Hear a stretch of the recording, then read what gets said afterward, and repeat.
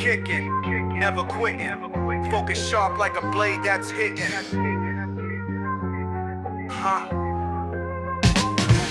From white belt dreams to the master flow, Paul Coffey's got the mic, now the stories grow. Technique entails discipline and fire. Each guest brings truth to inspire. Keep kicking, step into your power. Keep kicking, moment to the hour. Every strike, every fall, every rise. It's a journey through a warrior's eyes. Old school, new school, all styles blend. From the mat to the mic, where the arts ascend. Philosophy deep, but the vibe stays tight. Martial minds meeting in the podcast light. Keep kicking, step into your power. Keep kicking, moment to the hour. Every strike, every fall, every rise. It's a journey through a warrior's eyes. Keep kicking. Keep kicking. Paul Coffey leads and the journey begins.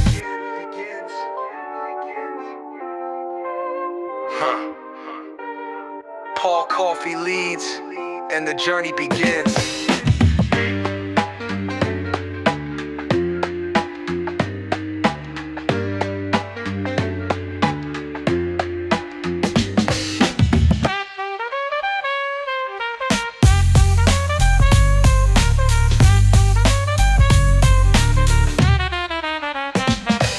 Technique entails discipline and fire. Each guest brings truth to inspire. Keep kicking, step into your power. Keep kicking, moment to the hour. Every strike, every fall, every rise. It's a journey through a warrior's eyes. Keep kicking. Keep kicking. Paul Coffey leads and the journey begins.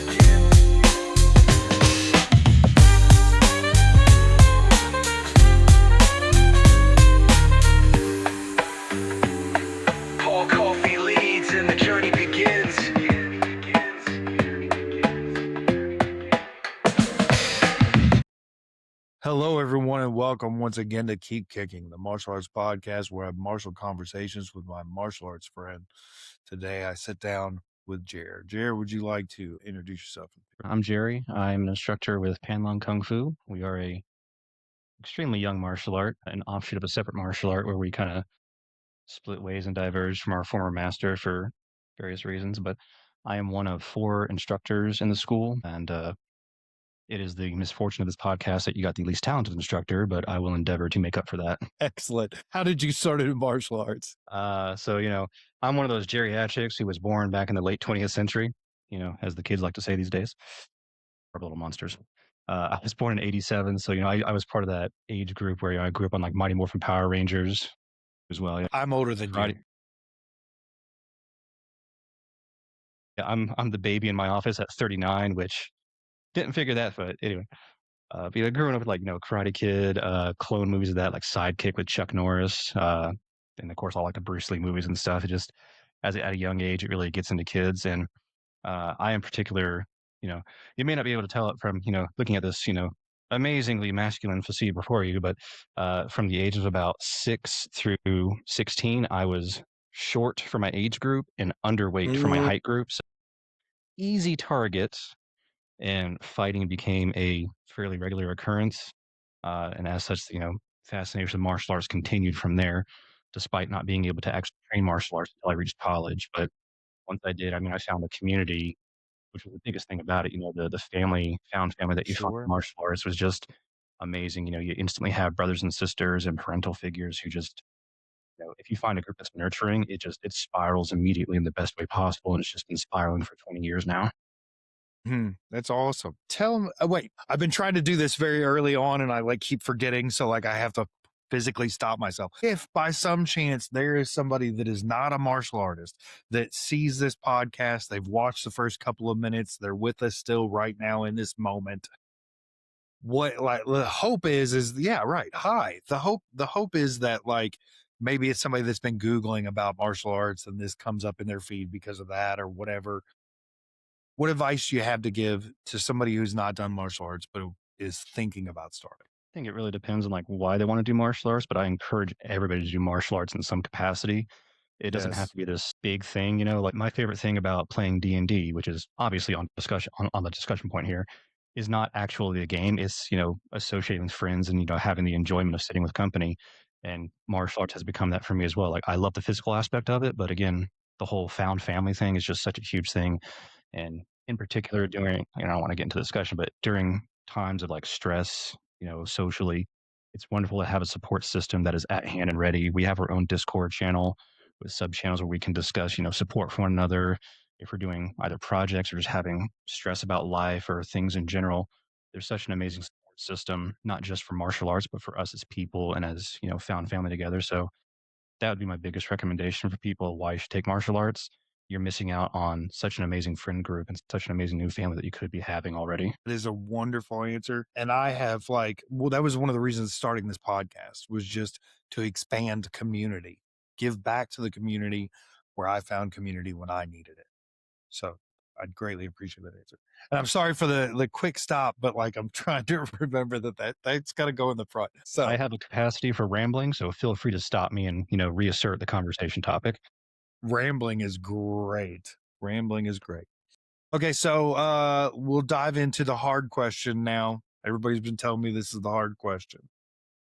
Question starts with an omission. The omission is, as a lifelong practitioner of martial arts, I've been doing martial arts for 32 years and teaching for 28. I recognize that I'm equal parts sadistic and masochistic, and I'm probably in the minority. Most of the people that come through our doors are not that.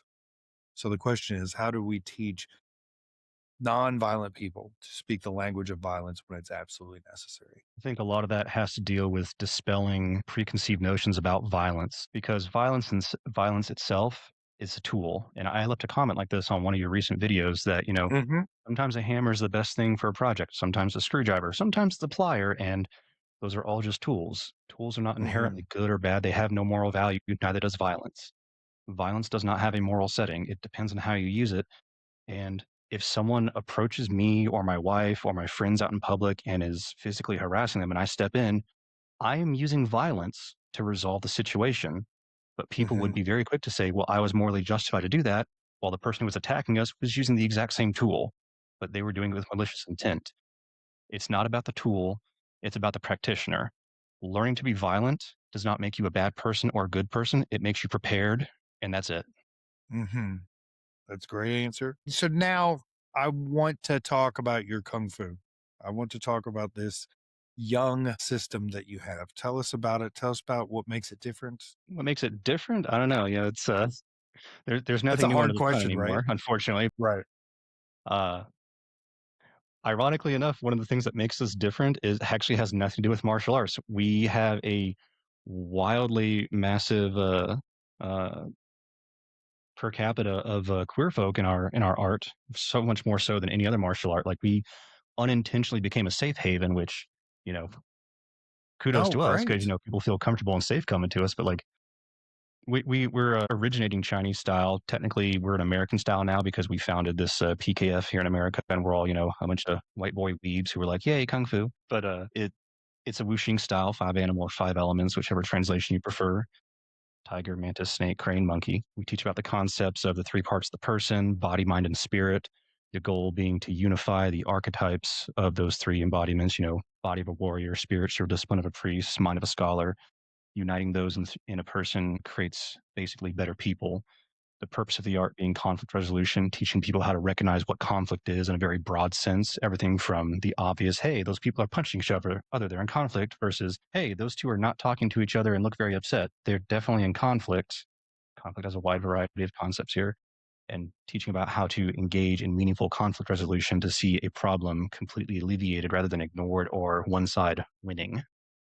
Mm, I think that really encapsulates like the majority of what our art is about. The goal being to try and help people be better versions of themselves, and the purpose being to recognize and resolve conflict. Aside from that, excellent. wuxing style. There's dozens and dozens of wuxing styles out there with different animal combinations. Right. How did you all become a safe haven for the queer community? I currently don't have a school, and I only teach out of different places. I teach a couple of community centers. I teach at some rehab facilities, but one of the places that I teach is a closed only to the LGBTQ community. We call it Unicorn Defenders, but it is It's it's just a place where they're safe because um it is only their people and allies. So but I'm interested. I can't pinpoint an exact way and reason or point in time where it happened. It just sort of happened over time. I know a lot of it had to do with the transition from our previous art to our new art, PKF. But like even in our previous art, we were always told like you don't worry about people's religion, you don't worry about Hmm. people's ideologies, affiliation, nationality, black, white, Asian, doesn't matter, any of that stuff. When I first joined the original martial art, one of the first people teaching me was he was a first year novice. He was Sufi, I believe, Hmm. and we had other members of Islam that all these stereotypes about different intersections of Islam, having Hmm. issues with each other. I never saw any issues. I never saw issues with them interacting with the Protestants, the Baptists, the Catholics, the Jews, the nothing. But the atheists, the people who were devout in their ideas towards, well, I'm atheist, but I'm practicing Buddhist or I'm practicing Taoist or whatever. Like there was never any issues with overlap there. When I joined, initially had I don't know, maybe like 5 or 6 gay people just interspersed throughout the art, and we had like maybe 70 active practitioners total at the time. Okay. And the thing happened a few years ago where we discovered some The thing. disingenuine intentions from our previous master that sparked something of an exodus. And part of what it was is that it revolved around queer folk and ideologies regarding queer folk, to which mine and my fellow instructors were like, well, we're all pretty set in our ideology. So this is happening one of two ways, and both ways, we're no longer affiliated with this other person. So Hmm. we started our new martial art, and people came with us very strongly. New people have been recruited in. One of our more prominent students, who is a former circle mate of mine, before I became an instructor, we advanced through little squads. Basically, they're called circles. She is a very prominent member of the trans community. She's a wonderful streamer, by the way. I love going to her Twitch channel and just harassing her. It's good for views. Okay, good. She was actually very strong in terms of either deliberately or unintentionally recruiting people to kung fu because she was very prominent in the queer and trans community and still is. And people would ask her like, "Oh, you talk about kung fu a lot. Where's that go on?" And she's like, "Well, you see those guys right over there? They're safe. You can go bug them." And it keeps going that way. The person I consider to be like our primary instructor, he's up in Connecticut. He does a lot of work in terms of like volunteer. He's a former ENT. He does a lot of work with displaced children, teens a lot, including a lot of people who, by being displaced teens, happen to usually fall somewhere on the queer spectrum. Mm. Appreciate the work. Good work. Got to keep it up. How did y'all do the breakaway? How did that look? Was it was it was it smooth? My it was fast. I don't know about smooth. This is good. I mean, when it's a situation like that, you have to move fast to maintain what integrity you can out of the unit Yeah. that's left. And that was part of it because like we as our primary instructor, a wonderful gentleman named William, he was pushing for myself, who was an assistant instructor back in the old martial art, as well as other assistant instructors, to get together with our previous Sifu and Hmm. push Hmm. him towards like, hey man, you've kind of like left us on our own twisting in the wind to like figure out teaching for ourselves. Like we demand respectfully you do some classes with us regarding specific topics and like how you approach like the pedagogy of teaching these things. In the midst of that, Will was also actively engaged in teaching junior circles. He encouraged them regarding the Analects of Confucius to Google, some of their favorite passages to see what other people think about it, to get more diverse opinions. Happened upon a social media site where there were some uh, comments regarding Confucius by a very particular handle that could only be our instructor. There's no And way, dude. being very excited, he was like, "Oh my goodness." It's like reading his diary about Kung Fu, clicked on the name, and immediately went, "Oh no." It's like finding his really bad diary that he didn't want us to find because immediately uncovered were some very unfortunate and distressing things that, one, none of which I agreed with, but two, honestly, like, and I've said this to my fellow instructors, like, I probably wouldn't have left the art if he had been upfront from the beginning and been like, "I don't like you, I don't like you, I don't like you, but you all deserve to learn kung fu, so I'm going to teach you." Like, it was the disingenuousness of it for me. Like, Mm. you have told us like no matter what your opinion is, like be proud of your opinion. You don't have to be hateful towards other people, even if you disagree with them, even if it's a heinous disagreement. and you've been lying to us for 20 years. Like none of us could like actively garner any respect for him as a teacher at that point. And Sure. on a particular night where he was supposed to join us via video call for our next lesson in the pedagogy of teaching, he logged on and we appointed Will to be, the representative to be like, hey, we found these things. None of us are comfortable calling you Sifu anymore because Sifu has very specific connotations regarding relationships. What would you like to do? And he hung up on us, which was all the answer we needed. So he didn't even address it? he said, and I quote, do what you want and hit the end call button. That was his entire response to it. We were prepared to have discussions where we didn't even leave the school. We just basically like, we're prepared to accept something of an understanding where it's like, you allow Will, who is a, instructor of a certain level where he technically no longer has to answer to you. We will all fall under him. You can do whatever you want, but we're going to be over here doing our thing. We were prepared to accept that. And there was literally no discussion. He said, do what you want and hung up. So, which again felt very disingenuous after, again, the whole purpose of conflict resolution. Right. He just ran from the conflict instead. So, and Well, that was conflict we made conflict resolution via anti-resolution. Via like technically the conflict ended. I don't know if it was resolved, but it right. ended. Yeah. Do what you And we want. made an agreement. We made an agreement amongst ourselves not to like basically start a pissing contest. Mm-hmm. Hey, we're not telling anybody why this is happening. It is enough that people know that we are leaving. Mm-hmm. Before we could even make any kind of announcement, he made an announcement himself to the Facebook group, to the old art, saying, 4 of our best. He was it felt like humble in the post, which he's very good about, wording himself correctly, very articulate about it. He's like, 4 of our best and brightest are decided to leave us. I don't want to discuss the particulars. I feel like I failed them as a Sifu. And like, he seems almost contrite. Like, I feel a little bit bad about leaving. And then almost immediately he absolved that feeling because people started asking questions. People started finding his social media posts very immediately. And, I no longer felt overly contrite about, oh, I feel bad about this because of his responses to it. So He wasn't carrying himself in the proper capacity. not at all. I think we're all human, so we've all made mistakes. Free to make mistakes. And again, like for me, Right. it wasn't even the fact that he held these views. I strongly disagree with those views, and I'd have told him that to his face. But like, it was the disingenuous of it. It's like if you want to have opinions about trans folk that I disagree with, you can have those opinions. I'm going to have some very strong feelings against your feelings, but at the very least, we can talk about it. But again, 20 years in which he did things like welcome people into his home when they didn't have a place to sleep, in which he helped people buy groceries, take them to doctor's appointments, wonderfully altruistic things in which he seemed like the most amazing Sifu and mentor on the planet. And then out of nowhere to have access to this huge log of social media posts where he's disparaging trans people, disparaging queer folk, disparaging people for being the wrong religion. It doesn't make a lot of sense to me.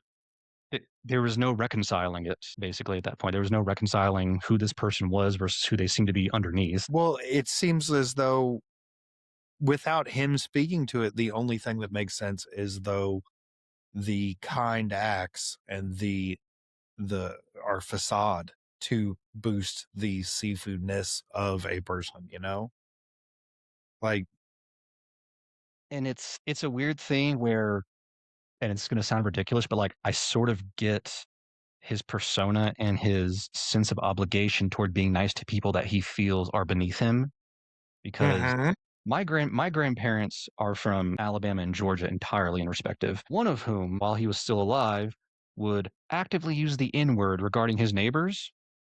But then if they were like, in trouble and needed food, he and his wife would take food over to them because that's what you do as a Southern gentleman, even if you hate those people next door just for being black. And our Sifu fell into that same kind of category as a Southern individual whom I guess that's how he reconciled it in his head. He's like, well, these people are beneath me, but it's the good and Southern thing to do to treat them right, which is a whole thing into itself that does not excuse anything he did, which again is why we split. So Sure. So do you all still teach in the same capacity, meaning each group gets a small tribe or cluster of students, or did you all change the way that you all disperse technique? So there's been some adjustments because one of the reasons that we had him doing the pedagogy and teaching class was we were unsatisfied with how teaching was going because we were all supposed to be assuming more responsibility as teachers, within PKF, the four of us got together and decided how we wanted things to happen. We broke up a little bit the notion of having to stay with the same circle through, 5, 6 years of learning because a lot of these kids are late teens, early 20s, college age. They get a job, they move away and stuff. And you don't want to have people who have to like recycle and start the program anew because their circle broke up. So we disrupt the idea of maintaining the same circle for the entirety of your student courses. And a lot of this is like I'm out in Arizona, Will's in Connecticut, Hood's in Alabama, Brian's also in Alabama, but 2 hours away from Hood. So there's students all over. Sadly, I have none active right now in Arizona. I'm trying to work on that and open my own quan. But Will has a bulk of the students, and a couple times a year we try and do trips to various locations, either centralized locations or visiting people's homes. That way we can have large student gatherings. And of course, modern social media makes it very easy via Discord. We have regular meetings every Tuesdays and Wednesdays where we focus on either book work or physical work with novices and students. And then the instructors themselves have separate meetings to discuss things about the school and how things are working and if there needs to be more adjustments. I love that. Say more about book work. Books, guys. That's Books, yeah. hardbound. They have pages that you My library. turn to read. Go ahead. Those things back in the day before Kindle and all that stuff. And I'm a book snob, by the way, because I have 2 degrees and they're both in literature. So they're useless if I don't have, hardcover books. Okay. That's good. So part of the, like I said earlier, 3 parts of a person, body, mind, Mhm. and spirit. Training the mind is, obviously a very academic endeavor. One of the things we start off very early with is logic. So like Aristotelian and symbolic logic, forming basic syllogisms, the 256 styles of syllogisms, only whatever number of which are valid. Mhm. That progresses through the first several levels of student work. Once our guests who are brand new in the school, they get the first 12 lessons. They can test out for white sash or novice. Once there, they form a circle and they start ethical work, in which they read 3 books and then try and form an ethical system that they push against the instructors. And we see if we can break their ethical system or manipulate them via the ethical system, in which case we push it back to them. But the books are, in procession, the Tao Te Ching, the Analects of Confucius, and the Art of War. And the book work revolves around one or more instructors getting together with the circle novices. We assign them plates from the Tao, or we assign them roles from Confucius, because we use the Thomas Cleary translation of the Analects, where Thomas Cleary, a wonderful scholar regarding Confucius, takes huge portions. Sorry, the Thomas Cleary version is for the Art of War, not Confucius. But he assigns roles of major Chinese historical figures like King Mm. Wu, who was a Chinese knight, or other, Cao Cao, who was a Chinese general from different time periods, in which he puts these historical figures together in the art of war to discuss Sun Tzu's passages. And a lot of times we assign the novices to be certain roles, particularly if those roles tend to conflict with that novice as a person. So like someone who's very passive, we'll make them be cow cow and reach for cow cow and trying to get in his mind because like congratulations on being passive. I love that about you. It's very sweet. Try and put your head in the mindset of a really intense Chinese general who's prepared to slaughter people and start reading the passages. Mhm. What the That's point of which being to expand people's minds and perspectives on these because in the circle they have 4 to 6 people in the circle who are all trying to make different arguments to come to consensus or conflict resolution regarding these major texts, and it helps to expand people's minds mentally regarding the perspectives on these texts. I love this, and I love that martial arts is about people doing things that are uncomfortable. And so then you have just expanded that to a mind exercise instead of like the physicality of uncomfortable or taking a punch being uncomfortable. That's no notes there, guys. Keep that up as well. Okay. Over the past 6 months or so, my martial arts career has been changing, has been shifting, maybe even longer than 6 months. And I won't go into my background. I'm a child abuse survivor. So most of my martial arts has been when I started martial arts, the idea was I have to stop this situation. And then after I stopped the situation, it was like, oh, that's cool that it could do that for me. I need to teach other people so that it can do that for them. And then at some point in time, it became healing and dealing with the actual monsters that came along with that abuse and all that other stuff. But now the current iteration is about trauma informed martial arts instruction because I don't think that we that consider ourselves Sifu or Sensei or Shifu or coach or teacher or instructor or assistant instructor or any of those take enough responsibility to what comes with that title. And we don't often curate the dojo space to be as welcoming as it should be to everybody. So I'm in the process of writing a book. I'm also in the process of I'm going to do at least 12 articles on various forms of trauma-informed martial arts instruction and what it looks like. And so I'm in the process of working through all of these concepts and ideas.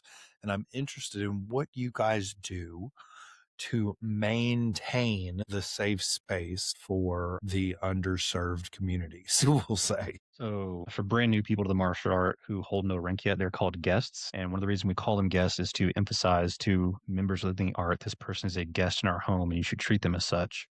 And one of the biggest things we do with guests is before any type of physical contact, which is obviously, inherent and implied with, hey guys, today we're doing throws, probably Right. going to need to put hands on you in a respectful manner.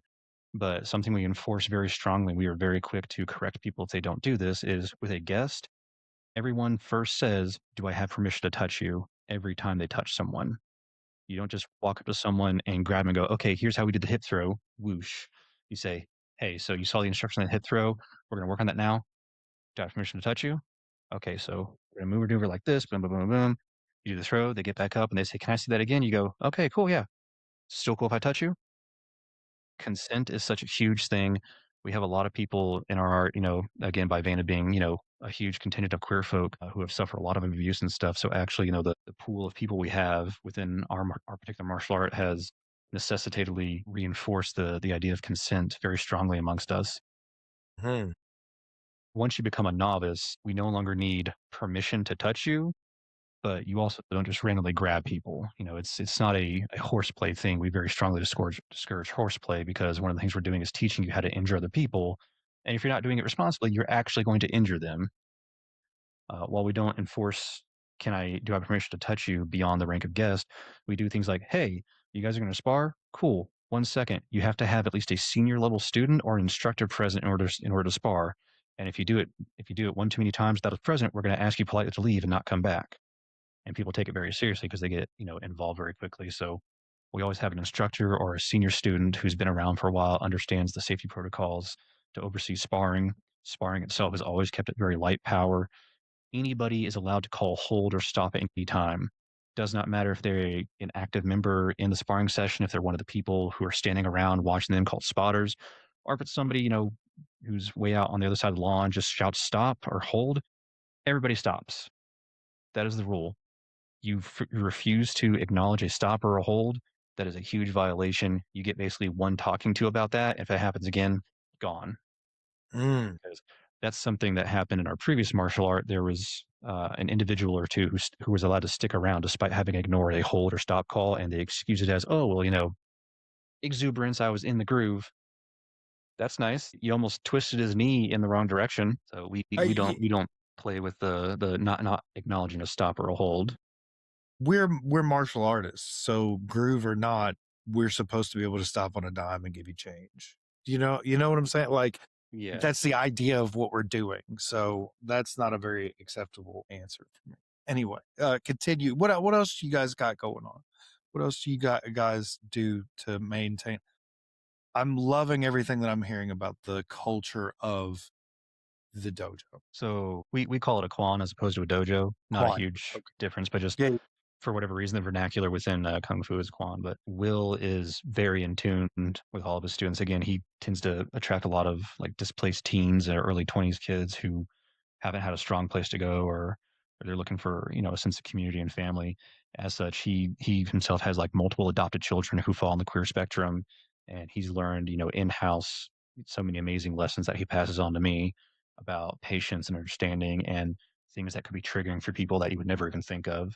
And I rely a lot on him to pass that information because I work with some of the students who are up there in Connecticut with him on book work right now, which you mentioned earlier about, pushing people to be uncomfortable in martial arts. I'm very comfortable with the physical. I'm so much less comfortable with the mental because I legitimately lag behind the other instructors regarding mental and spiritual training. So it's uncomfortable for me, but important that I'm doing book work with them But at the same time, as we're doing book work, I try very hard to, I'm a big white guy.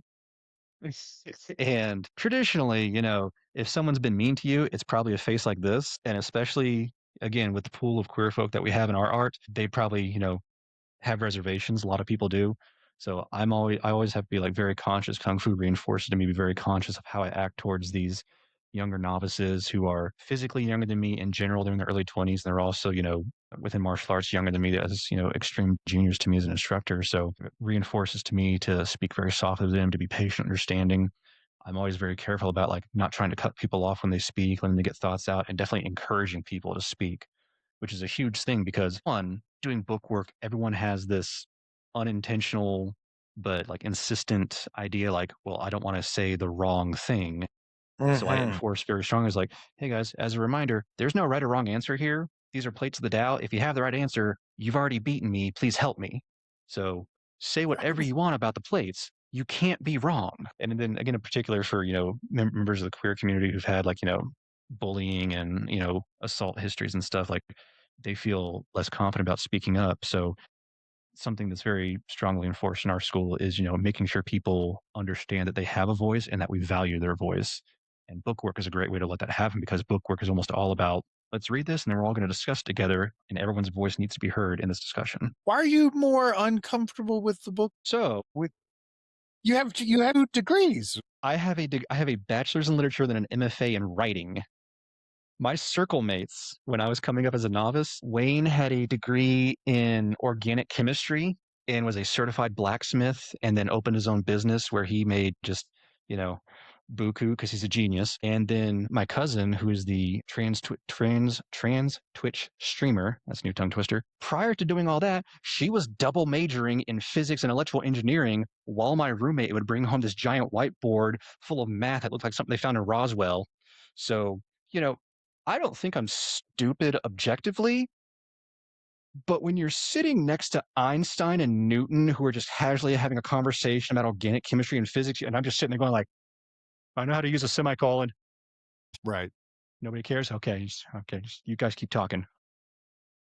So like, I don't think I'm bad or stupid in an objective sense, but man, within my martial art, the bar is set really high, and I can see the bar above me. So Okay, that makes sense. That makes sense. I don't the first gentleman that taught me martial arts, rest in peace, Mike Whiting, he he was so good. Like his Kempo was so sharp and I didn't realize till much later his Kempo was sharp because of his other tools that were in his toolbox. But as a 10-year-old looking up at this guy, look, I too am a tall gentleman. I'm 6'5.5". So when I was 10, I was about as tall as Mike because he was a very short man.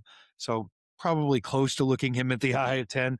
But remember always looking at his techniques and being like, I would need my technique to be like that. I need my technique to be like that. And I remember I got to a brown belt and I was like, my front kick's Mike's front kick. I got Mike's front kick now.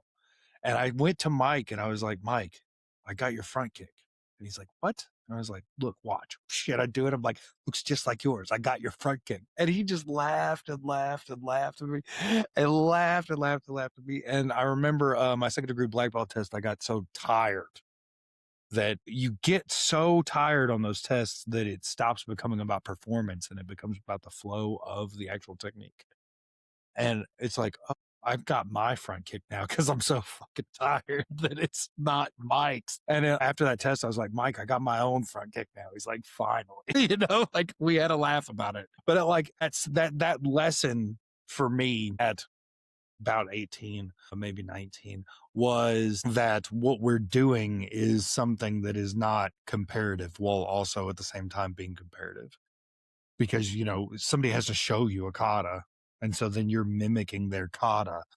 But what I've taken to saying recently is the only two things that we have as martial artists, as individual martial artists, are perspective and intent. And so then I'm going to set my intent, whatever it is. And a real good martial artist should constantly be reassessing and resetting their intent.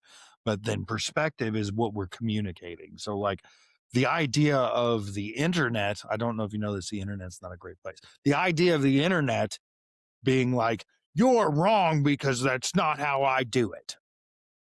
Okay. That doesn't push the conversation forward or help anybody learn or grow or anything. But if instead that same person that said you're wrong because that's not the way I'm do it, they said, that's an interesting take. This is what we do, and expresses their perspective on it instead of just shutting it down, we would be able to grow as a community. That's the end of my soapbox. Well, if I can steal your soapbox, Go ahead. You absolutely can. snatch and run. I mean, as a matter of perspective, again, like part of the reason we do circles is to help people gain perspective from like different economic social classes and ideologies. You put 5 people in a group and say you're all going to discuss the exact same point, and it's going to have 5 different perspectives. Enjoy coming to a consensus. By that same vein, I strongly recommend people engage in multiple martial arts. I wish I had started a lot earlier. My predominant exposure to martial art is in August, it'll be 21 years with this art, and it's, past affiliation art. I was in the Marine Corps for 5 years, so I had exposure to MCMAP, which I have a litany of horrible things to say about MCMAP. Right. And then aside from that, I had about a year and a half of judo under a wonderful sensei who was a 6th-degree black belt. He had the red stripes on his belt.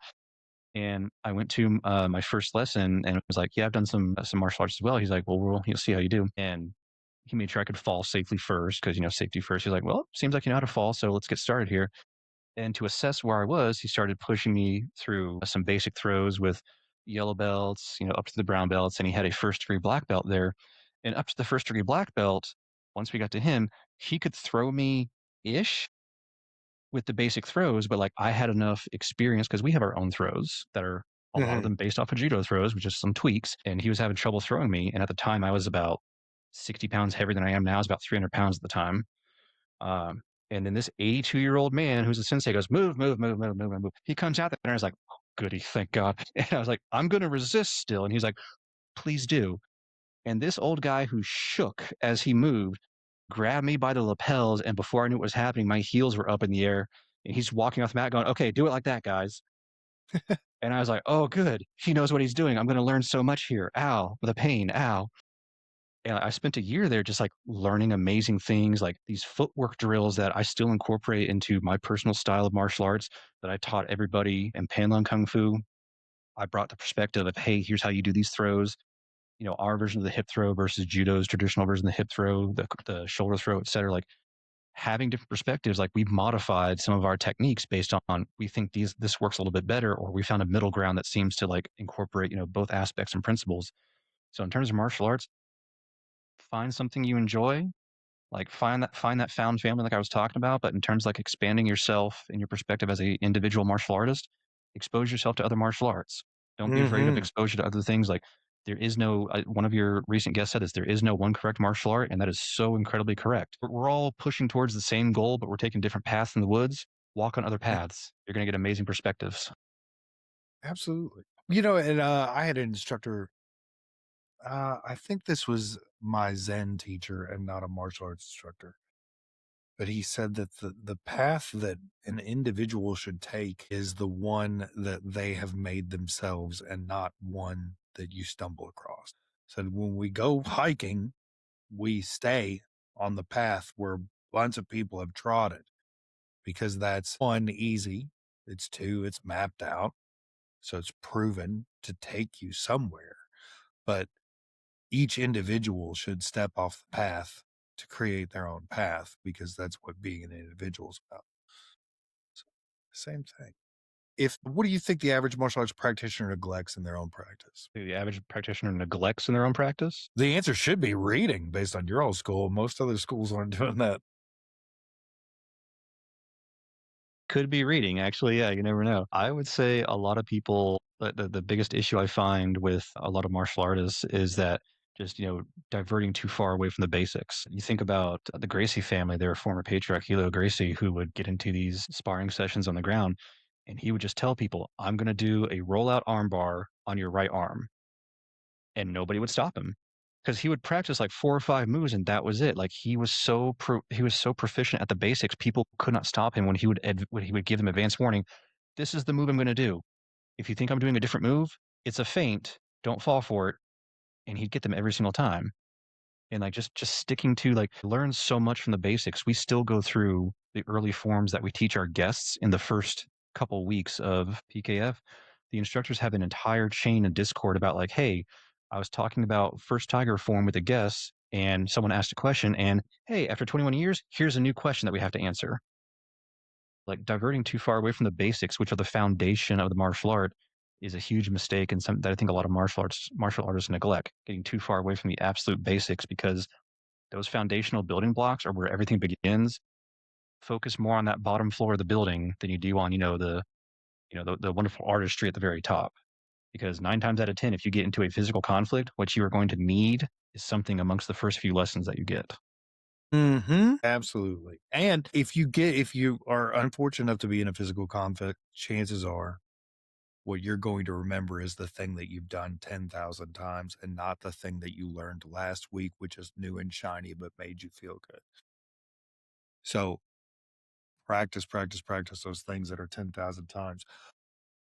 If there's one thing that you could give every martial arts practitioner in the world, technique, thought, philosophy, idea, what would it be? You don't lose anything by bowing out from a situation.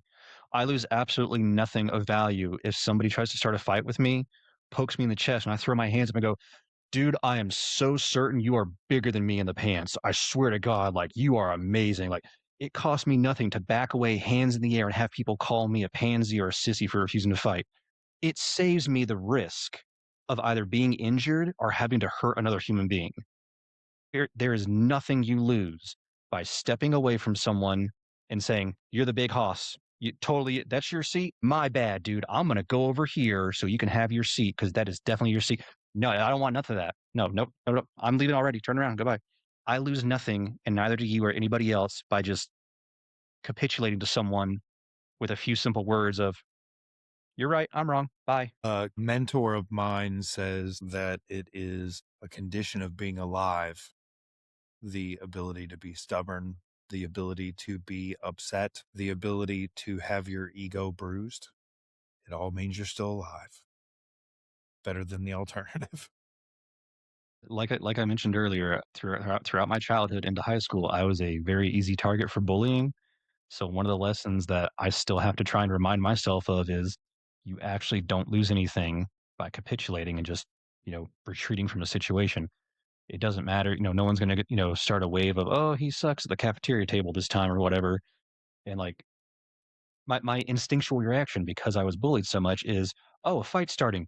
Get ready to start throwing fists. And it's taken years for me to transition from that to, oh, it looks like a fight meme on the horizon. You should turn around and walk away because he's going to call you names but not chase after you. Mm-hmm. All right, talk to me about the military, about your all's combative training. First of all. So yeah, my father was a Marine and I joined the Marine Corps as well. I do start with, and I've said it on this podcast before, I've caught hate for it multiple times over. I believe that law enforcement and military are the two hardest jobs in our society. That the average man, woman, person that is going out and doing that and fighting for our civilizations and our communities, they're meeting people in the worst possible times of their day, week, month, year, life, and having to deal with some very hard situations. I don't think that that in any way negates the fact that there are some people that are not doing their job well, but I think that systematically we don't support those individuals well enough. And in not supporting those individuals well enough, we breed grounds where more of them can do things inappropriately in an ineffective way.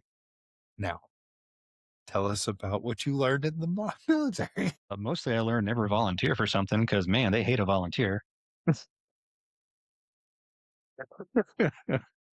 No, I agree. Like it is a high stress environment, particularly, depending on the type of job you have in the military.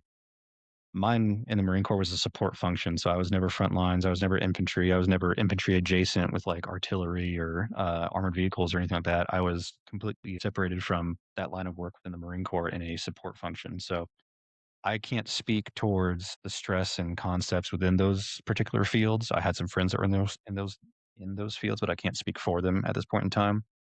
I can speak toward like the general philosophies that were instilled upon us in like boot camp and in the Marine Corps in general throughout various commands that I went through. And Sure. they still, I say still, I got out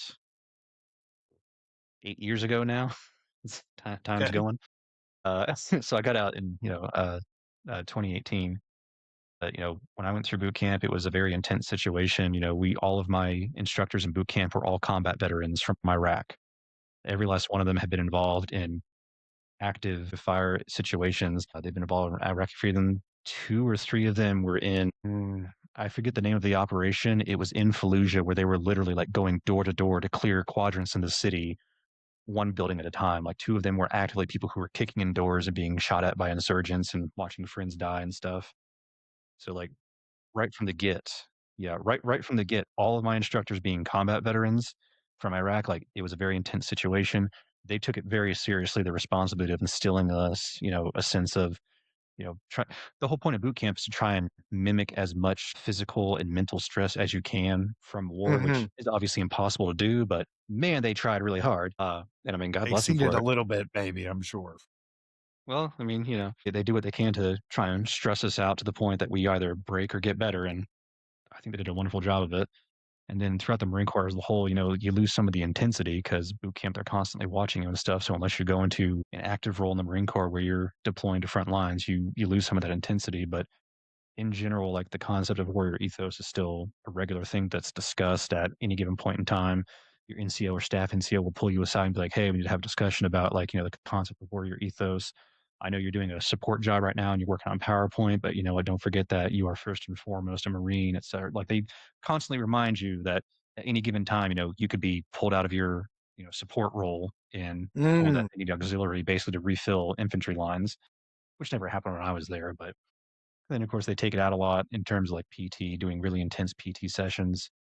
There was a point in time I was with the Air Wing. We were doing, I think, like upwards of 10 miles a day for runs in boots and utes. So the camouflage, the digital camouflage pants and the combat boots, which of course I had freaking steel toes because we were working on heavy equipment. But there was a period of time for like we were doing 10-mile runs almost every single day. And then at a separate command, we were only doing runs twice a week, but they would take us down to the freaking surf and we'd have to run through about 3 inches of water. So you're getting waterlogged real quick. Like if you're not in an active like role, either infantry or directly infantry adjacent, most commands in the Marine Corps take it very seriously to put you through as much hell as possible with PT to keep you ready amongst the warrior Hmm. ethos. Because again, the point being to like stress you physically and mentally at the point that you either break or you push through, and they want to keep forcing you to push through Just in case. just in case. So I mentioned earlier MCMAP, Marine Corps Martial Arts Program, MCMAP. I have never encountered a fighting or combat system with such a weird variety in terms of perspectives where my perspective was that it was a complete and utter joke Hmm. because the guy that taught us, he threw a temper tantrum. A fully grown man, he was a staff sergeant. I think he was like 26, 27 years old. We went through our first session. It was about an hour of PT and an hour of giving us the introductory techniques for ranking up to gray belt. It's the second lowest belt. Yeah, you get a tan belt in boot camp, and then you can choose to do more MCMAP. The next belt is gray.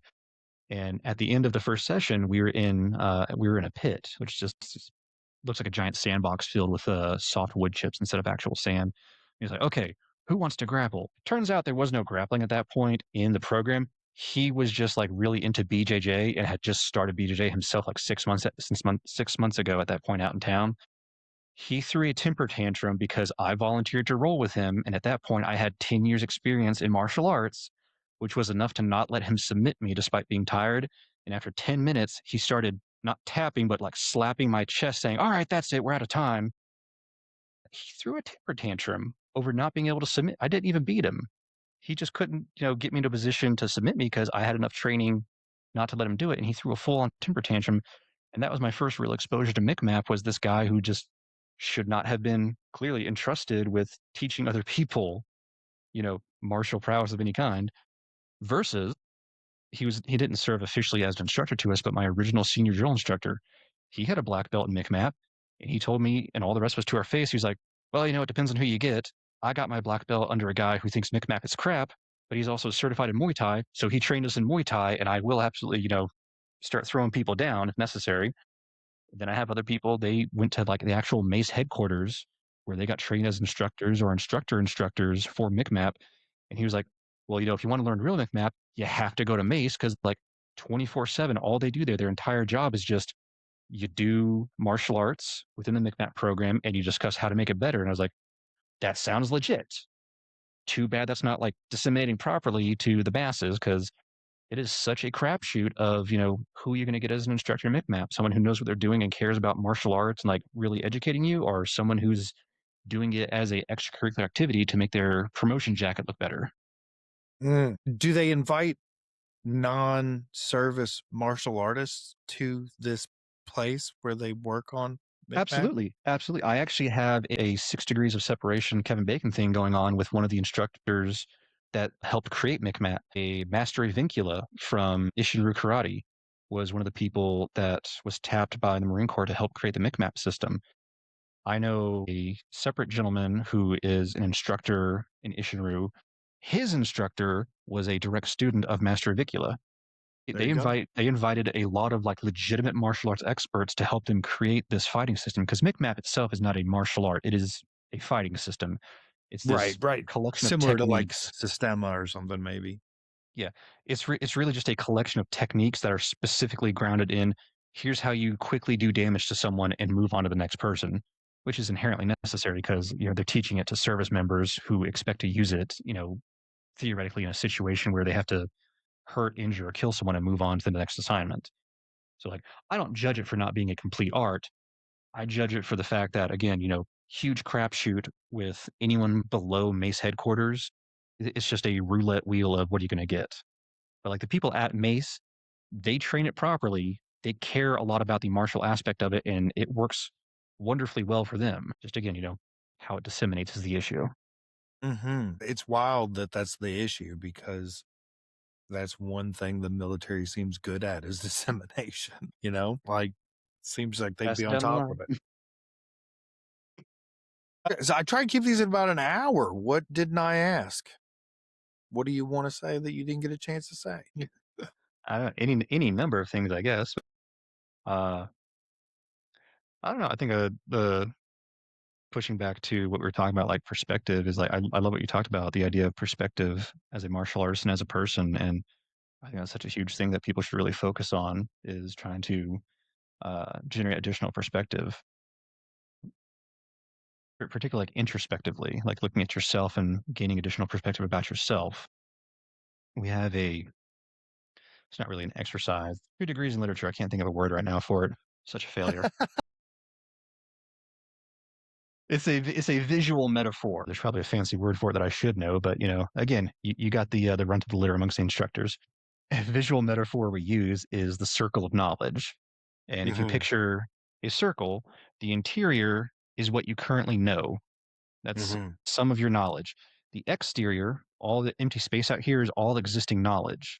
When you ask a question, your circle gets a little bigger, but now the exterior touches more of that empty space. And the more questions you ask, the bigger your circle gets, the more this empty space you touch. The more you learn, the more you ask, the more you start to realize how little you know.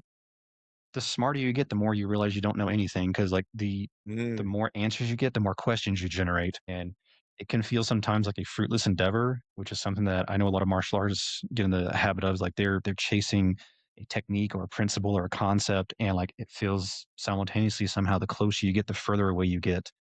And it's this weird, it's this weird counterintuitive thing, but like it's also an important step to take to realize that you're never going to stop learning. The more you learn, the more you're going to need to learn, the more you understand you need to reach out to things. But it also makes you better as a practitioner and as an instructor because you can then pass those lessons on to the people below you. And the more Absolutely. rapidly you expand their circle of knowledge, the more they can expand their circle. And you might be retired or gone or whatever. You might have 6 generations of student beneath you who are now learn the same lessons at a more rapid pace, and they're unlocking more knowledge, more concepts, more principles because of the work you put in. Because even looking at it from an individual perspective, you're still part of something larger than yourself, and you're giving back to your martial art and potentially the entire martial arts community as a whole. Well, I could go on another tirade about that. Not very many people are setting their intent in that way. And we can leave it at that. Tell the people where they can find you if you want to be found. I mean, we actually don't have a huge online presence. Really, like we don't have like if you Google martial arts in a given area, a bunch of schools come up. You're probably not going to find us. Unfortunately, we are a very small martial art. If you are in the Connecticut area, you can certainly do some asking around, particularly if you're in East Connecticut. If you're in Tuscaloosa, Alabama, you can do some asking around and probably find us. I am again trying to, make myself put in the work to basically add the project of creating a Quan out here in Arizona. We have a college town here, and then some high schools as well. I've been meaning to reach out actually to some of the high school principals and see how they would feel about potentially sponsoring a new student club for martial arts, which we'll see if it works. If not, again, there's a college town or a college campus about 30 miles away where I could just put up flyers like, hey, who wants to maybe learn some martial arts in a nice, safe environment? So right now, figuring out more about us is a little difficult, actually, unfortunately.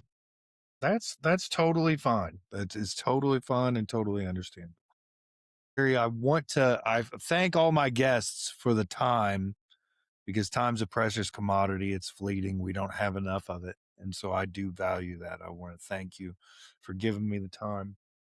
Secondarily, I thank everybody that sits down and has this conversation with me, because you're now part of my martial arts journey, whether you like it or not. And I thank you for that. I do thank everybody who watched or listened or some combination of this. I hope you got something out of it. And if you didn't get anything out of it, I encourage you to read one of the 3 books that was suggested to be read. And everybody, keep kicking.